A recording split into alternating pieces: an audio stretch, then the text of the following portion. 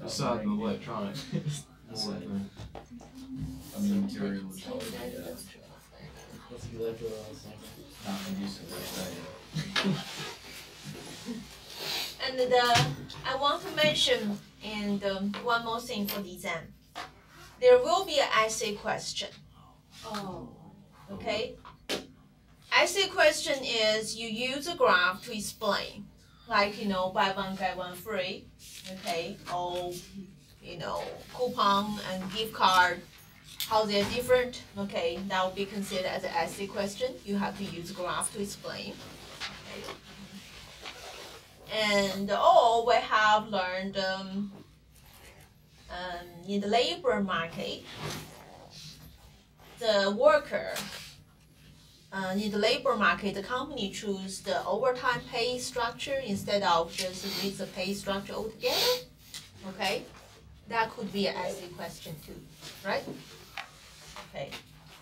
So in total, there's 6, or are there still 5 questions? Okay. Still 5 questions. Right. I just replaced one with one of the essay questions.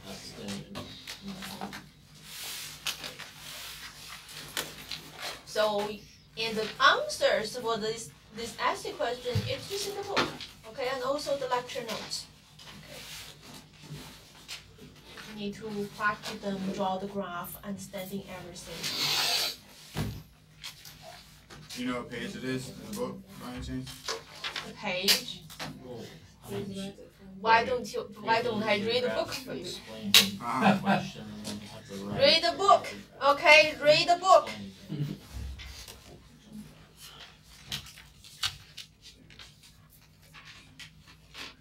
Okay. So that's one thing I want to mention. Okay, I don't remember I mentioned that in the last class when I do the review for the rest. It's not that one, okay? Okay. So today we're going to move on to the next chapter, chapter 5. Okay, from this chapter we're going to start talking about producer theory. Okay, we're going to talk about the decisions made by a producer, made by the firm. Okay. So first, let me ask you, what kind of important decisions that will be made by the firm or manager or the owner? What are the important decisions here? Next question. Sure. Arthur homework assignments, is that a good source to help? It's a very good source. So I recommend you to do it before the exam, definitely. Actually, it is before the exam, right? Yeah. It's due this weekend. But what I'm saying is to review and use that as a study. Yes, definitely. Because the format of the exam, it's like a homework. It's like homework. Except that the essay question is different because the homework does not have that essay question. But for the other questions, it's very similar to the homework ones. And in the homework, it does not ask you the procedure, but in the exam, you need the procedures in order to get partial credits. All right. Okay, so what are the important decisions made by the firms or the managers? This is a big chapter. We're going to spend a few weeks on that. What are the important decisions? The output level, right? How many to produce? Yes, that's very important. Output level.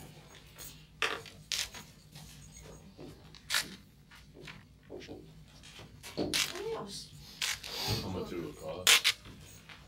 How much will cost? Like to get like raw materials for the product. Okay. Do you think the firm or the manager has any control over the cost of the raw materials? You said manager? Yeah, the firm. Oh, no. Do they have control over the cost? How much it costs? Actually, another market determines the cost of it, right? What market determines that? What do we call it? Input market. Input market. Okay.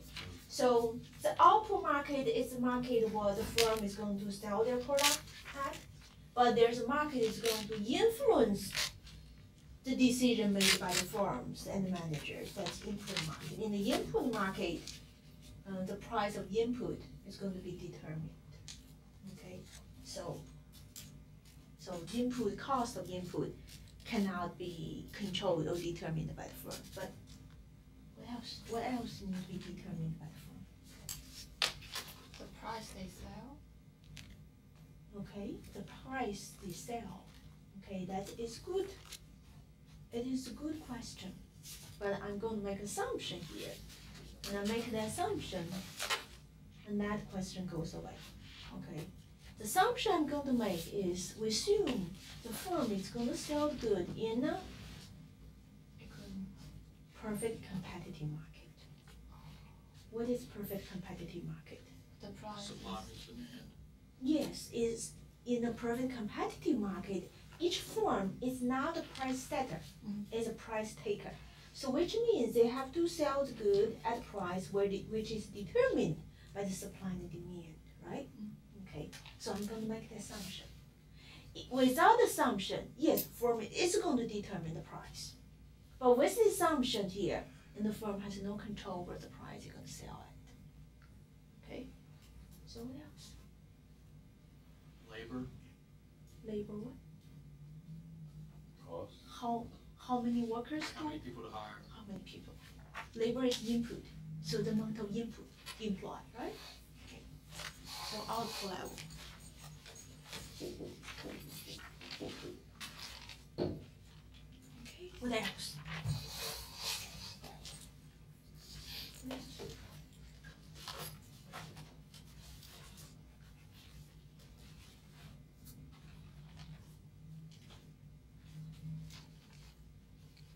Let's say you're a startup.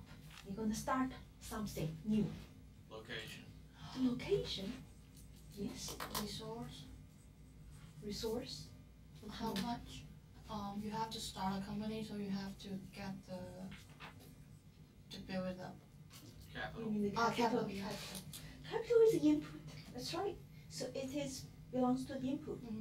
Okay. So very first thing is, for example, you want to start a restaurant. Okay. The very first thing you have to determine how big you want it to be, and where it's going to be located. It's going to be a big restaurant like Shogun, or it's going to be a small diner. Okay, and also the location. So, in addition to the output input, the firm also has to determine what we call the scale. Okay? Of course, there are many other things the firm and manager need to determine. But those three decisions are major decisions for any business. Okay? So this chapter, that's what we're gonna focus on. We're gonna focus on how the firms determine those things: output, input, and scale. And we're going to talk about those decisions in a sequential way. Okay.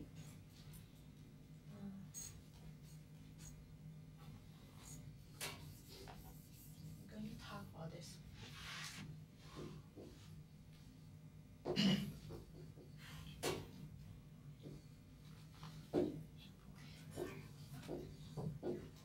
The sequence of this discussion is this. We're first going to talk about input level. And then we're going to talk about output level, how the firm determine output. Then we're going to talk about the scale. But is this the sequence of the decision making for the firm? What is the sequence of decision making intuitively?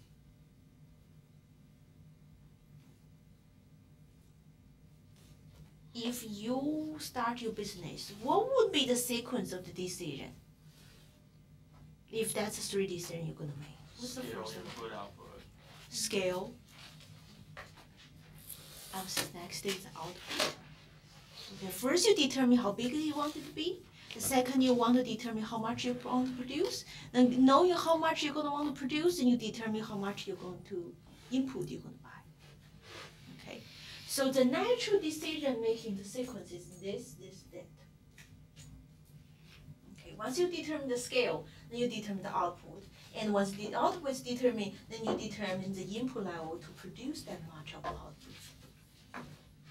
But now, I'm telling you, that's not the sequence of the lecture.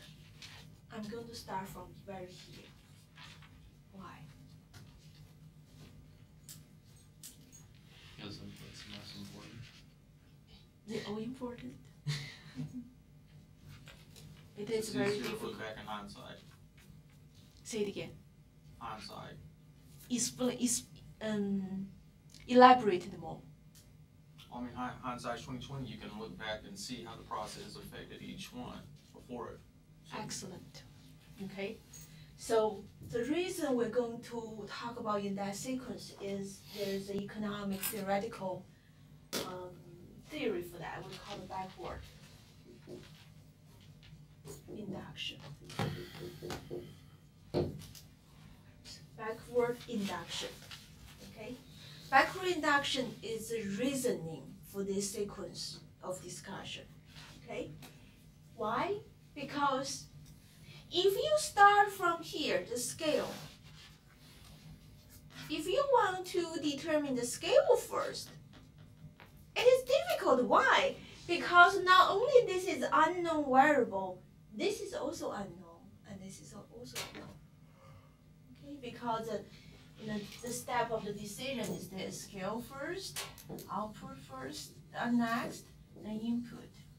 Okay. So if you start from right here, all these three variables are known. Then you have to solve all these three together. But if you start from this, then the scale has been determined, output has been determined, now you just determine the input.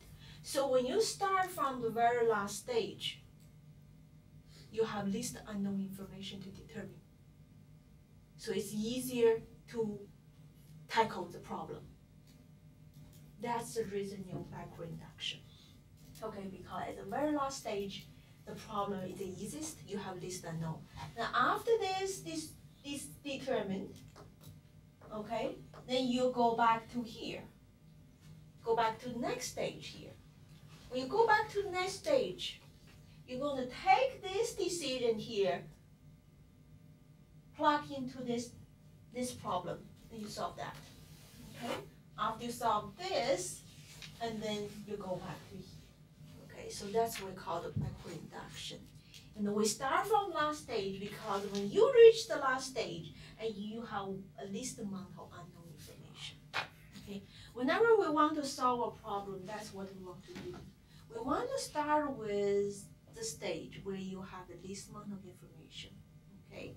And in a sequential problem, sequential move, and the last stage is always one you want to start with.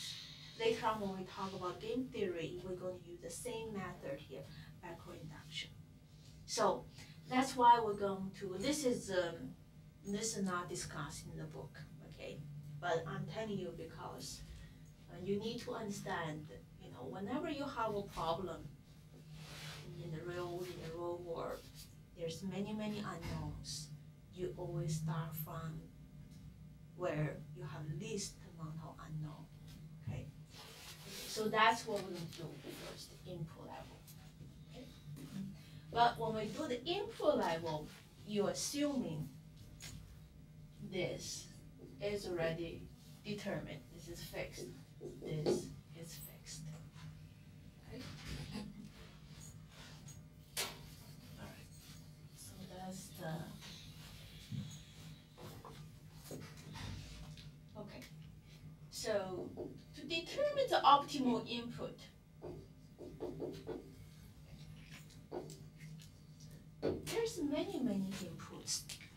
Okay.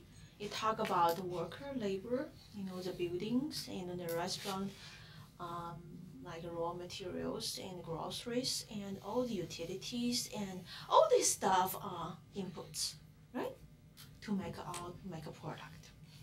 So to make our life easier, we're going to divide all the input into two categories.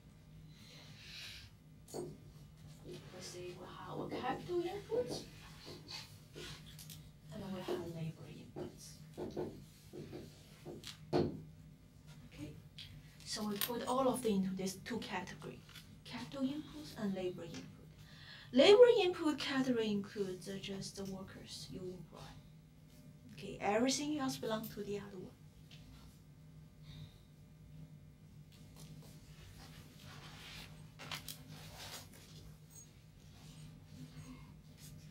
also, before we talk about the real decisions making here, and I'm going to differentiate two time period. Okay, we call it short run and long run. People ask me, what is the cutoff between the short run and long run? Can I answer that question? No. It depends on the industry, depends on the business, depends on the characteristic of you and your management. It depends a lot of things. Okay, so there is not really a clear cutoff between short run and long run. But the reason we differentiate these two time periods is because the natural decision making is different between the short run and long run. In the short run, if you just start your business for a couple of years, or maybe for 6 months, less than a year, you're probably not too concerned about covering every cost. Like you bought this building, okay, you bought all the equipment. That costs a lot of money, right? In a short period of time, you're probably not too concerned about covering the cost, the revenue cover that part of cost. You know it's going to take time, right? So you're more concerned about whether your daily expenses are covered, like utility bill is covered, and the labor cost is covered, and the raw material cost is covered. You're more concerned about whether those costs are covered. Okay, so that's in the short run. But in the long run, you want everything to be covered. You want the cost of making the building, cost of the equipment, all be covered in the long run. So that's what differentiates the short run and long run. In the short run, there's some cost you're not too worried about. Okay? And usually the cost you're not too worried about is those costs, fixed costs. Okay. Usually those costs you're not too concerned about. Okay. But in the long run, you want every bit of cost to be covered. That is the one difference. Question? Can you repeat that, please? Repeat what? What you just said about the short run. In the short run, you're not too concerned about the fixed cost. And we're going to explain what is fixed cost. Fixed cost is cost like the cost of the building, cost of the equipment, those kind of costs. So those kind of costs you're not too concerned about. But in the long run, you want every bit of cost to be covered.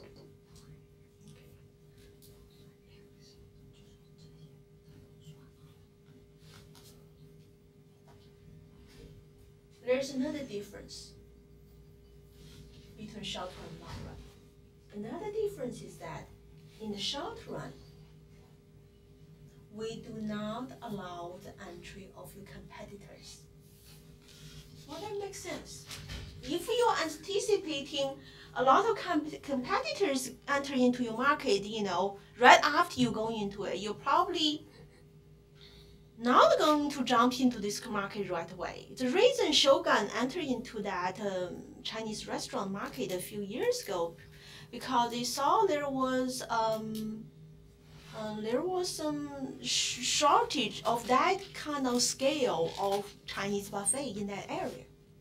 There's still some Chinese buffet, but in a small scale. But in that larger scale, I think in that area in Lumberton, I don't think there was one before them. Okay, so in the short run, usually competitors do not come in to compete with you. Competitors usually are going to wait and see whether you make a big profit margin in this market or not. Then if you become very successful, then in a few years they may enter into it. Okay, so in short run, we not concerned about competition. So in a sense, we do not allow entering of other firms in the short run. Are you guys following me here? Okay, so there's a lot of understanding here. Okay. You say you don't allow other firms. We don't allow means when we talk about the short run, the assumption we made is there's no entering of the competitors.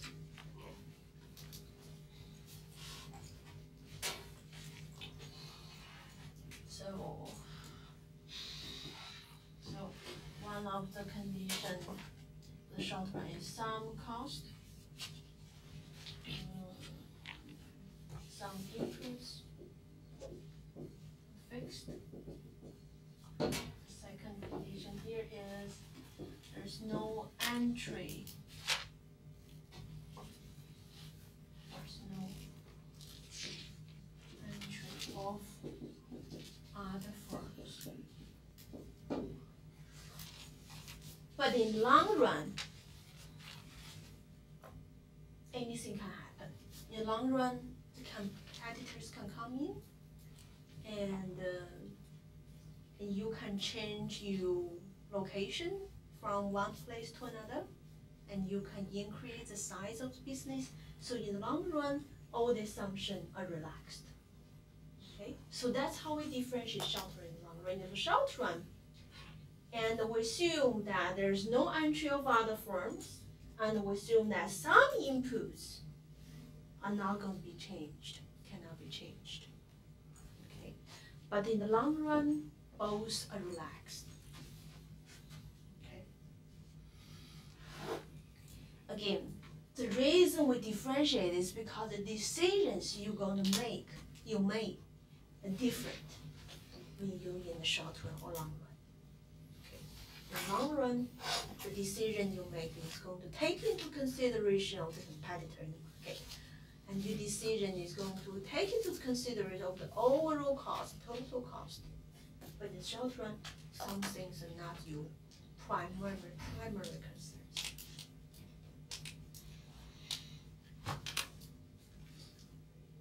Can you guys follow me here? Okay. So that's the few things I want to mention here. Right? So next, let's talk about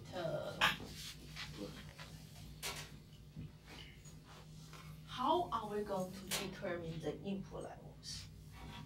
Given the scale and output are determined. Okay, so this is the condition here. Okay, scale and output are already determined, and you just want to know how many workers to employ and how much capital goods to use. Okay. And to do that, I have to introduce you the production function. Okay.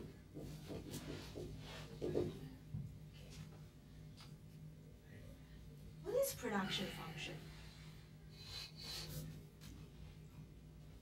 What is production function?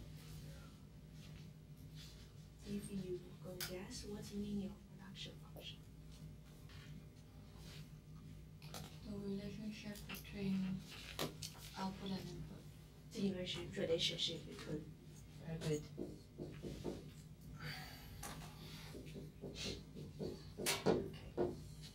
I'm going to call this as implicit function form. Okay. Why is it called the implicit function form? Because you do not know what the function form is. It could be linear, could be Leon tip, could be Cobb-Douglas function form, could be a lot of different forms. When you do not know this, we just call it, we have implicit function form. And Q here represent output level, and K here represent capital input level, and L here represent labor input levels.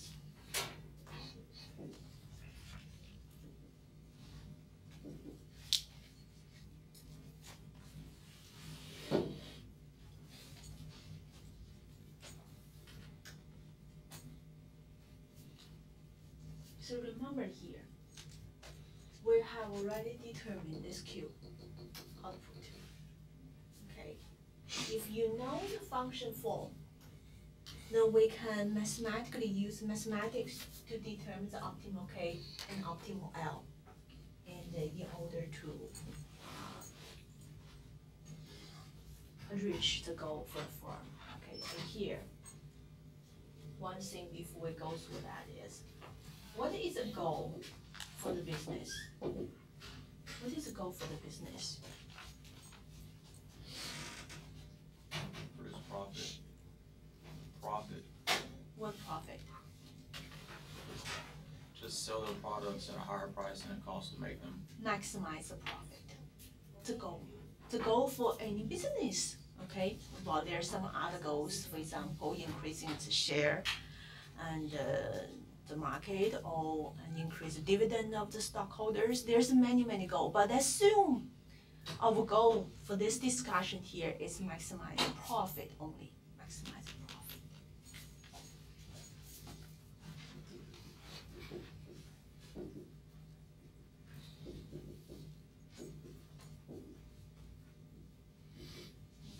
Okay. So this is our goal. Okay. We know we have this goal, and we know this has been fixed. I'm going to put a star here. Whenever I put a star here, that means this has been determined. This is a fixed, okay? This is our goal, and given this is fixed, and we want to use a method to determine K and L, that will maximize the profit, okay? So that's what we're going to do today, and also the next class. Okay, how are we going to find K and L to maximize the profit for the business? Conditional on the given output, conditional on the given scale of the business. Okay. But first thing is, the firm has to know this function here. Production function. And in here, we don't need to worry about when we're solving the problem of, we're going to talk about it, we don't need to worry about it because I'm going to give you a function form. But in the real world, actually, this is really a serious issue here. To understand the production, the relationship between the output and input in your business is a very serious issue. It can take a manager a lot of research to figure out that production function here. Okay, and your research and development department, that part of their responsibility is to figure out that the relationship between output and input. And also if you have lessons, okay, you may look at the other branches, other branches of the business, see how their input and output. They're probably going to give you some information about this relationship. Okay. Or you can look at your competitors, look at their report, okay, analysis, and to determine this relationship. So here is, even when we learn this stuff here later on, we're not too concerned about this because this is always given. But in the real world, to determine this relationship is very difficult. It's a very serious issue here. Okay, can take a lot of manpower and time to do it. But once that is determined, and then the manager and the business owner have the tool to tackle this problem now. Okay, determine the input.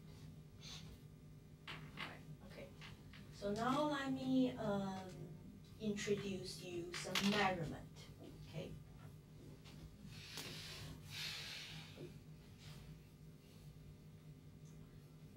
The measurements I'm going to introduce you are the measurements of productivity. We're talking about production, right? So I'm going to talk about what are the different measurements of the productivity.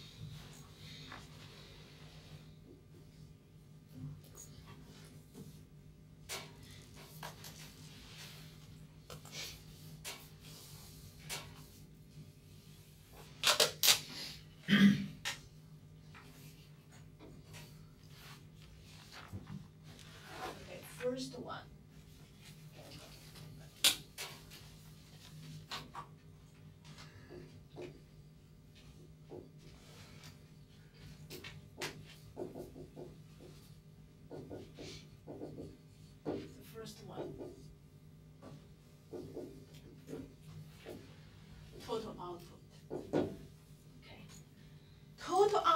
the first measurement of our productivity. How much we produce, okay? And Q represents this, and also we're going to use TP to represent this as well. Total output, total product, okay? I'm going to change this to be consistent with what the books use. Total product. TP. Wait, so, okay, so that's the same as total output? That's the same thing as total output, okay? So that is the first measurement of the productivity. How much we produce. And the second measurement of the productivity we call the average.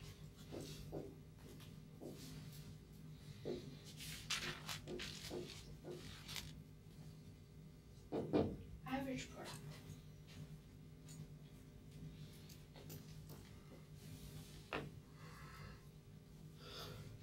And we'll use AP to represent it. Average product. We have two terms here for the average product. Average product of labor or average product of capital. What is average product of labor? Maybe how much your workers are producing. How much on average each worker produce, right? Okay. So if we want to use a mathematical formula to represent it, what is going to be? Total product of labor divided into the numbers of labor. TP divided by L. Okay. And if we talk about average product of capital goods, then we use TP divided by K. Okay. So this is a measurement of the productivity. It's another measurement. The third measurement. Can anyone guess what's the third measurement for the productivity? Louder. Say it aloud. Product. Marginal product. Okay.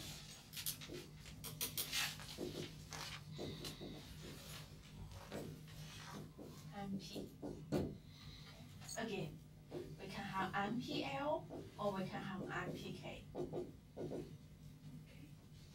What's the meaning of marginal product of labor? What's the meaning of a marginal product of labor? Increase one labor, how much will change? How much total output will increase, right? Oh, When you hire one more worker, what will be the increase of the total output? Okay, that is MPL. MPK is when we employ one more unit of capital goods, what is the increase of total output? How do we represent it mathematically? delta Delta P total TP, Uh-huh. change of total output divided by delta labor. Okay, very good. So this stuff is too simple for you guys, right? No? Okay, so this is the three measurement of the productivity. And we need to understand them in order to come back to determine K and L.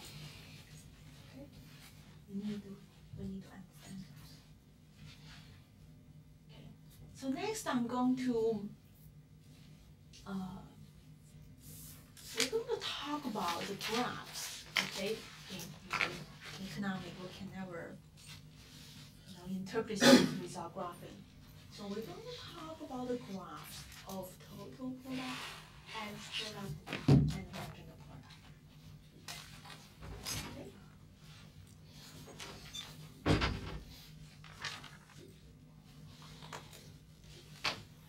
And here, I'm going to assume that we're in the short run. Okay?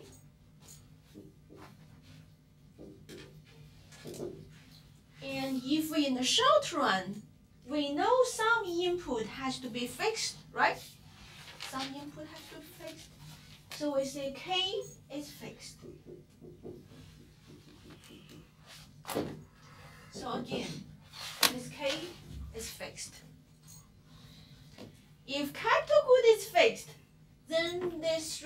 relationship here, then our goal here is very simple. We just need to determine, how many laborers to hire. Okay. So we'll assume we're in the short run. Okay. And then this production function here, this graph here, on the vertical axis represent Q, and on the horizontal axis this represent labor. Okay. So right now I'm going to draw a graph, show you the relationship between the total product and the labor input.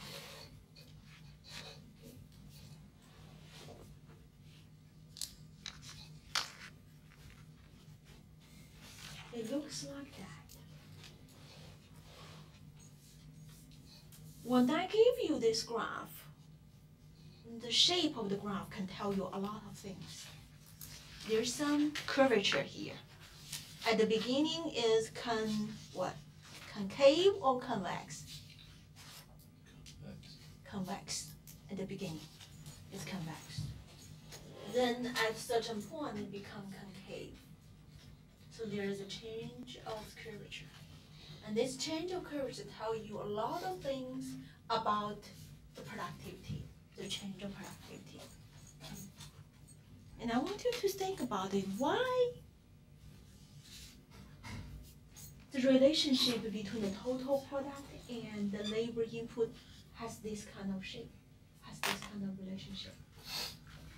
What does this tell us in this graph? Start to become inefficient. Start to become inefficient with more labor. So at the beginning, when you increase the number of workers, okay, at the very beginning, what are you experiencing? Growth and efficiency. We're experiencing the productivity increase at the increasing rate, right? So which means every time you increase your labor unit, not only your total product increases, but actually the speed of that increase increases. So that means the business actually is benefiting from employing more and more workers in this stage. But after a certain point, you see the speed of the increase, the rate of increase has slows down.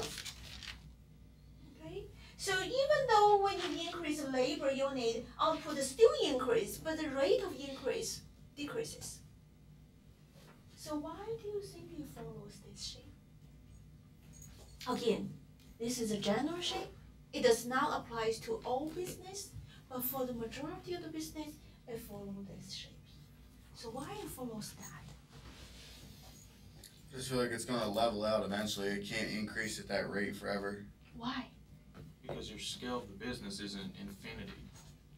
Because we have a fixed scale, right? So it doesn't just keep going like the building space isn't gonna. That's right. So for the fixed scale of the business, you have fixed production potential.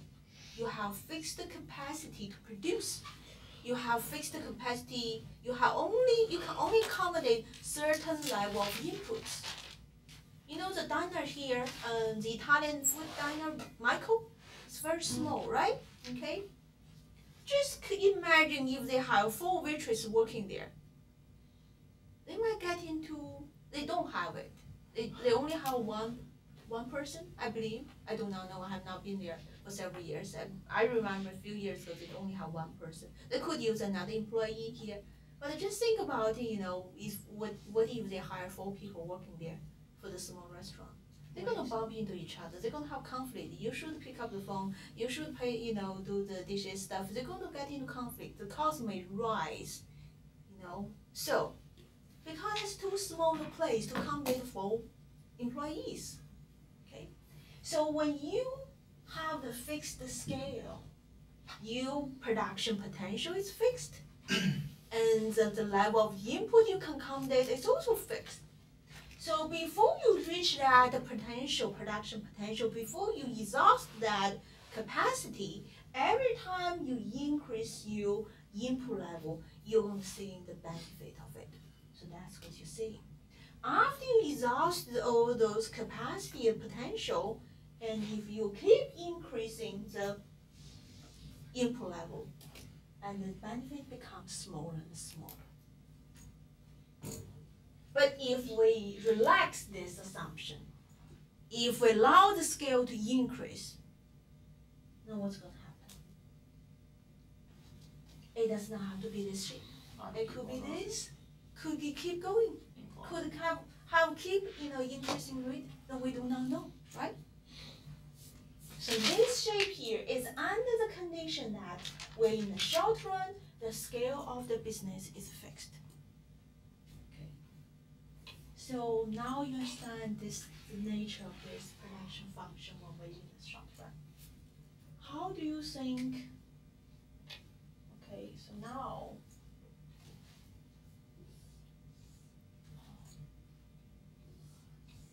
I'm going to draw the AP in terms of L. I'm going to draw the MP, so APL, MPL in terms of LL as well. So what do you think those graphs look like?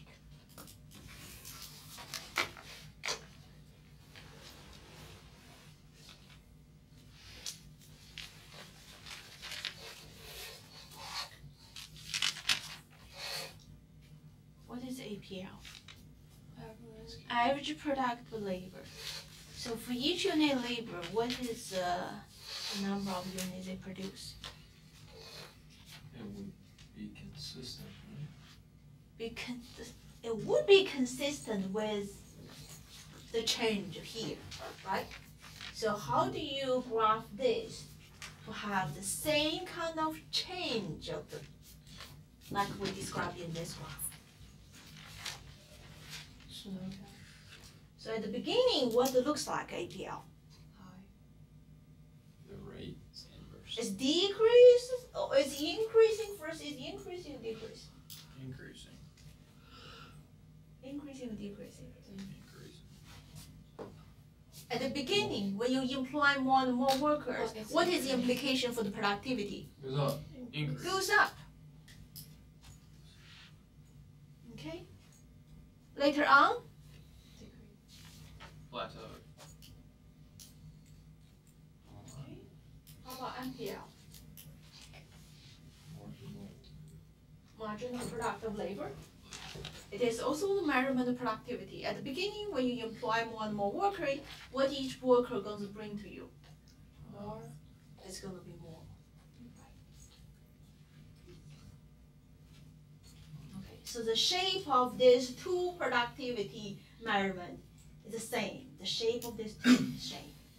Okay. But this one is different. But even though it's different, but the nature of the problem is the same. At the beginning, you're experiencing the benefit of utilizing the existing potential. After that existing production potential has been exhausted, then you're going to see the smaller benefit of additional input.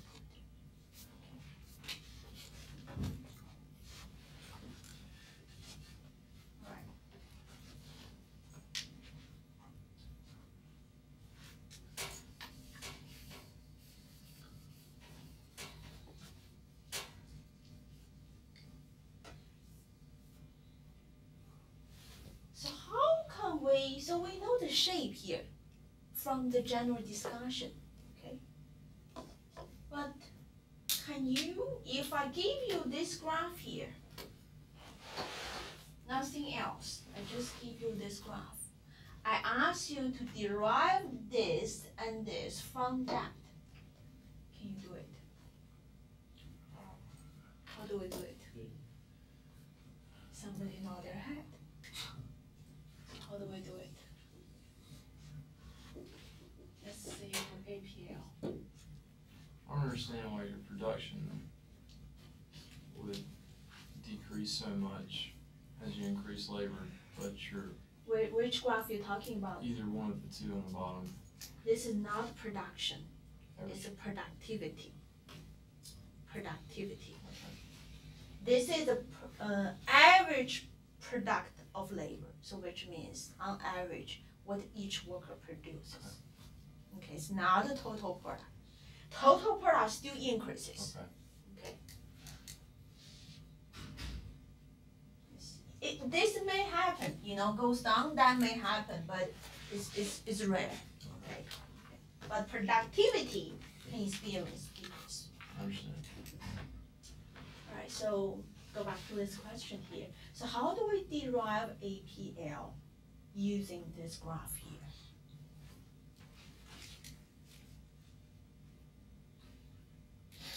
Graphically. Well, you have to figure out the relationship between Q and What is APL. APL equal to? Change it to Very simple formula, right? How do we derive this one? Okay, isn't that the slope? Say it again. Slope. Slope of what? The slope of the of K of the Slope of what? It is a slope. But it's slope of what?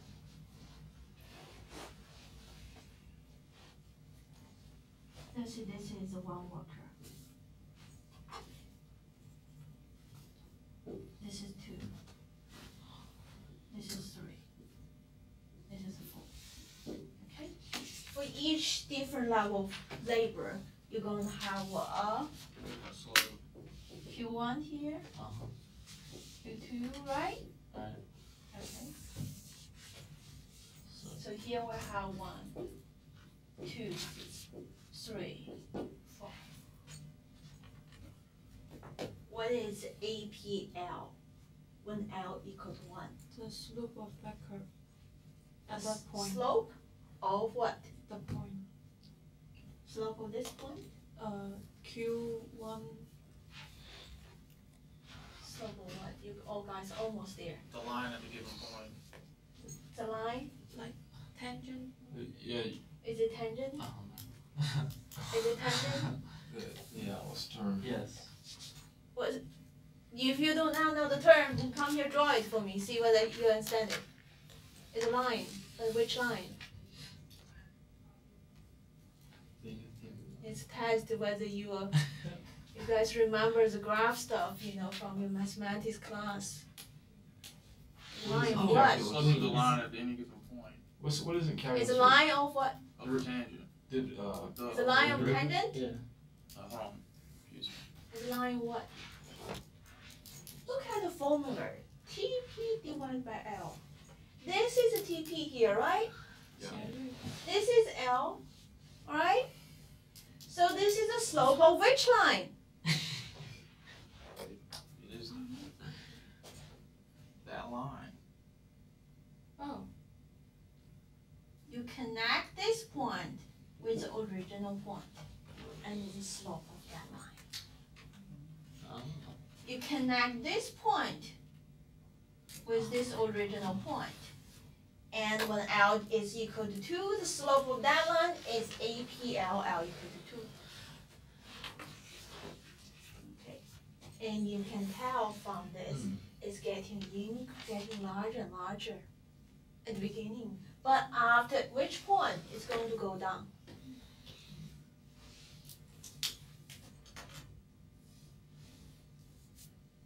Oop. I want to be tangent, but do not touch it.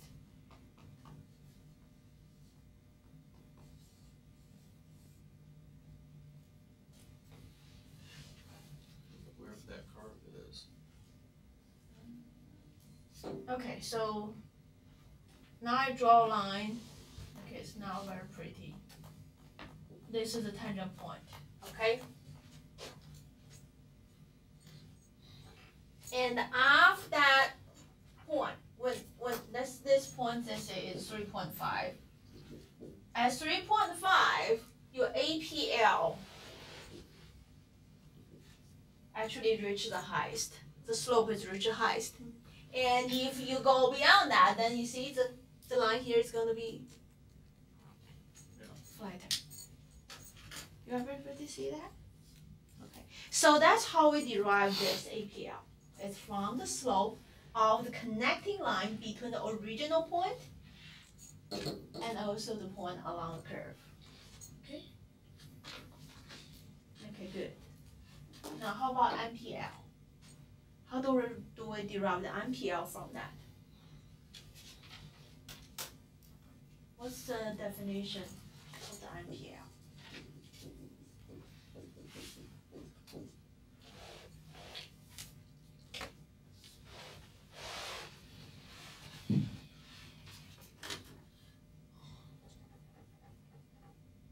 If we were looking at this point here, what is MPL at this point?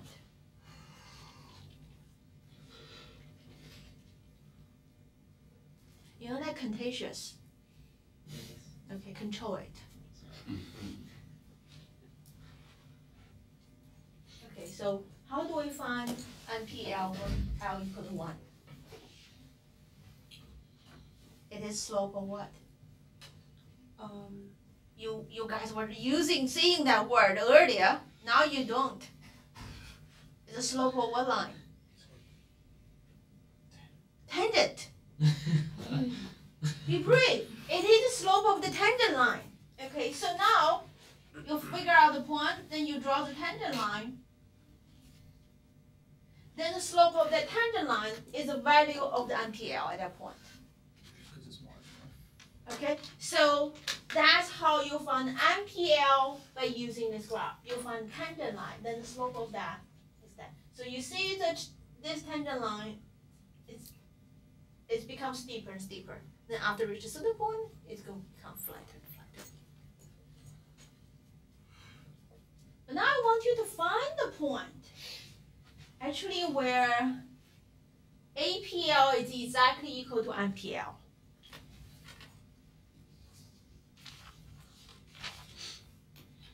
At which point APL is exactly equal to MPL?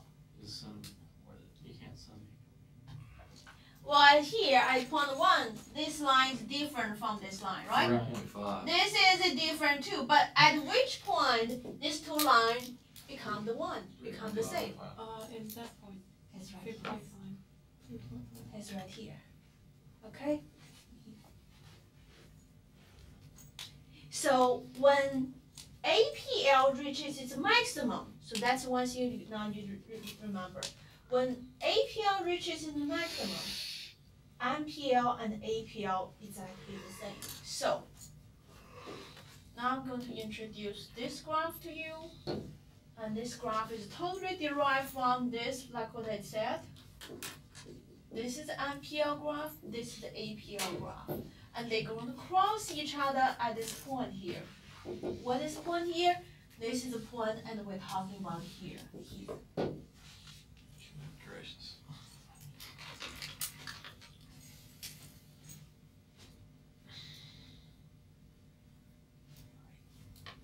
Now we can take a break from all this graph stuff, okay?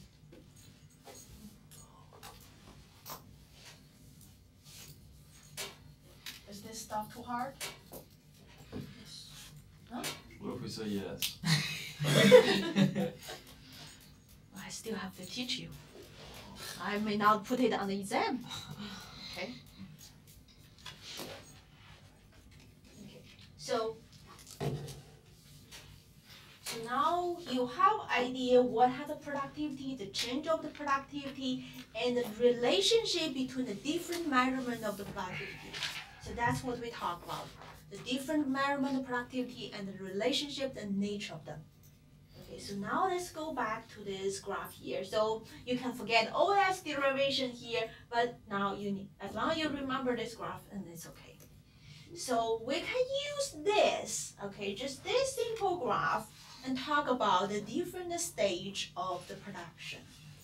Again, it does not mean all business gonna follow this different stages, but this is a general picture for most of the business. So we're going to divide the whole production process into 3 stages. Stage 1, stage 2, and stage 3. Okay, what is stage 1? We call this is stage 1 when MPL is still increasing.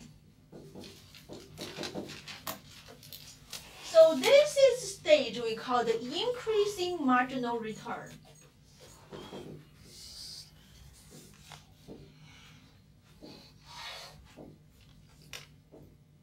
So which means every time you employ one more worker, and you're going to see a higher incremental benefit from that additional worker. So that additional worker, for example, you hire an employee. Okay, this employee make you produce 2 more pizza. Okay, and then you hire another employee, the next employee, and can increase your total number of pizza by 4. Okay, so this stage here is every time you employ one more unit worker, the additional increase of the output is going to be higher. So this is really the stage you are enjoying the benefit of more and more inputs. You're really benefiting from more and more input. And you want to keep hiring at this stage. Okay. And the second stage is this. Second stage is from here to here. So this is stage 1. And this is stage 2, from here to here. And this is stage that NPL is decreasing, but NPL is still positive. So from here to here, we call it the second stage. This stage is decreasing marginal return. Decreasing marginal return. So which means every time you employ one more unit worker, the benefit, the additional benefit brought by the additional workers becomes smaller and smaller.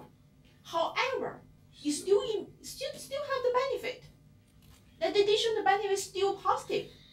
So you're still seeing the increase of the total output. It's just that the additional increase becomes smaller and smaller. So this stage here is not bad. If you're in the stage here, it's not bad for you. But you should start being very cautious about hiring more workers. Okay? The third stage is a stage you definitely do not want to go into it. The third stage says this: not only you have decreasing marginal return, actually your marginal return becomes negative. So which means when you increase one more worker, not only you're not seeing any benefit, actually decrease the total revenue. So people start getting into a fight, and then may affect their work ethics. May cause the total output goes down. So that's the third stage that you don't want to go into it.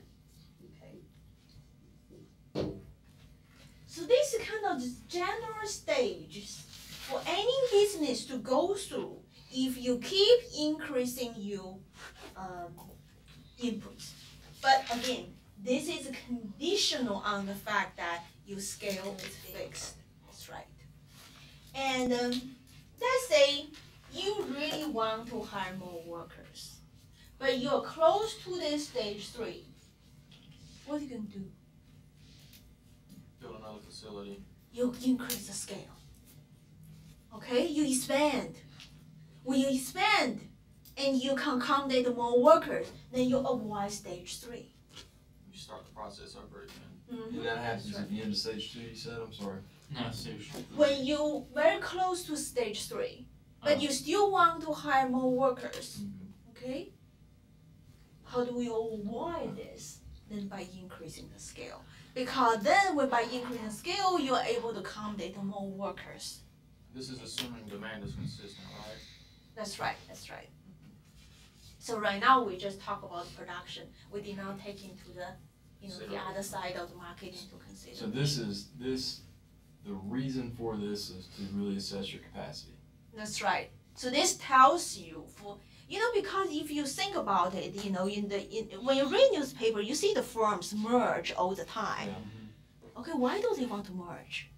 They think this marginal product of labor is going to increase. That's why they want to merge. Because they think by having, okay, I take it back, I'm sorry. I'll think about something. Okay, the reason they want to merge is because they want to increase the scale. Okay, when they increase the scale, they can accommodate more input, they can increase output, they can increase market share, they can enjoy a higher, profit margin. Okay, But if they maintain they may actually, before they merge, they probably already seeing this happening, stage 3 is happening. So to avoid stage 3, they merge, okay? But merging, later on when we talk about the scale, optimal scale, for any natural business, there's also an optimal scale. It does not mean, the larger the better. So here we talk about optimal inputs. Optimal input, right? And when we go to the very end of this producer stage 3, when we talk about the scale, there's also optimal scale. Okay? So you can increase the scale to a certain point, then you will see the negative effect of too big a scale as well. But that's what we're going to talk about later on. So here is the optimal input. So for every for any kind of business or manufacturer, and no matter what kind of market we're talking about, we're always seeing this kind of stages. So We always.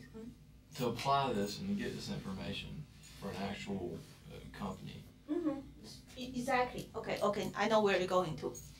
So here we're talking about theoretically, right? We know where is the stage 2, where it's stage 3. But in the real world, the firm does not know. If the firm has this perfect picture in front of them, they will never make a mistake, right? They will expand where they should be, and they will never merge when they should be. But what we see in the real world is this back and forth. So they're figuring out where is this stage 3, where is this 2 by making the mistake. So you're seeing this back and forth, okay? Yeah. Because you don't have the perfect picture. But, assuming that by over time, after accumulating enough information and data, and they would be able to know where the stage 1, stage 2, and stage 3. However, once they figure this out, they think this is going to be stable or forever. Is it true? No. Any external information, as any external situation changes, it's going to change all this stage again. Like technology. That's right. So the world is constant, is dynamic movement, So always talking about here, we're talking about equilibrium, but this equilibrium is not permanent equilibrium. It's only when the external situations remain constant. Any external situation changes, and the stage will change again. But there's always convergence. Okay, this is what we're talking about here, is convergence. The market is a dynamic stuff, but we have to talk about it, the static movement. Okay, so we can understand, how the dynamic movement moves. Okay, but this is the general tendency for that will happen for any business. Okay. Seems pretty useful. It is very useful if you have this concept in mind when you have your own business. Yeah. Because there's always a period of time that your business just thrives and make a lot of money, and that's a time that if you have this theory at your back of mind, that may cool down you a bit. You might because I have seen my friend, when they enjoy a lot of benefits, they really think big. They want to keep spending money. They have a lot, but you have to look at your capacity. You have to look at the nature of the tendency for any business to go in. You're going to go into that stage, okay? Unless you do something else. Unless you increase your technology, you expand. Okay, so we're on here. Okay, I don't have to keep to something else. I think that's what I want to talk about today. I think it's a lot of information, a lot of concepts for you to digest. And there's not much calculation, just understanding.